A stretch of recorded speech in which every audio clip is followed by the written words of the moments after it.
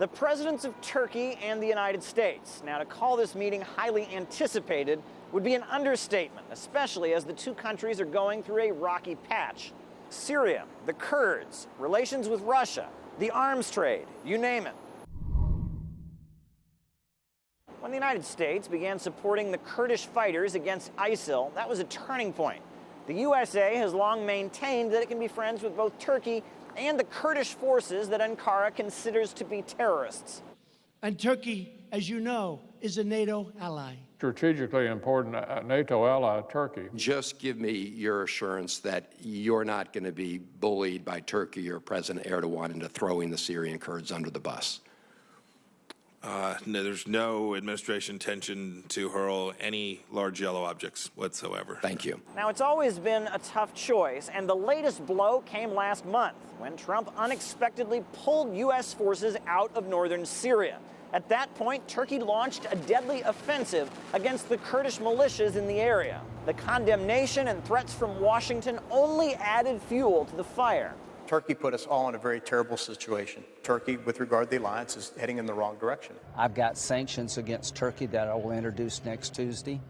These are sanctions from hell. We need swift and bipartisan action to repair the damage caused by the decision to allow Turkey to attack our chief partner in the fight against ISIS terrorists. It seems now that the countries have agreed to a permanent ceasefire in Syria. But let's be honest, it's still a highly volatile situation. And there's a major side plot here. Turkey is in the process of buying the Russian-made S-400 anti-aircraft missile system instead of the U.S. Patriot system. And no surprise, Washington is up in arms.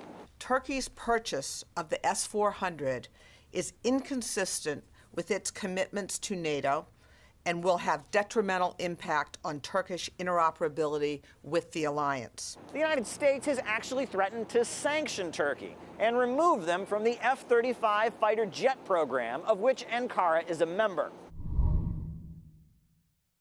And the problems don't end there. U.S. senators have called out Trump for his Turkish policy and called on him to cancel the meeting with President Erdogan. President Erdogan's decision to invade northern Syria has had disastrous consequences for U.S. national security, has led to deep divisions in the NATO alliance, and caused a humanitarian crisis on the ground. Given this situation, we believe that now is a particularly inappropriate time for President Erdogan to visit the United States, and we urge you to rescind this invitation. Quite a lead-up to a crucial meeting. Now, with all these problems to solve, the two countries are remaining optimistic, and Trump and Erdogan are playing up the idea and the act that they are still friends. But whether the meeting is a success or failure, a vital follow-up is already on the calendar. A phone call has been scheduled between Turkish President Erdogan and Russian President Vladimir Putin. Caleb Maupin, RT, New York.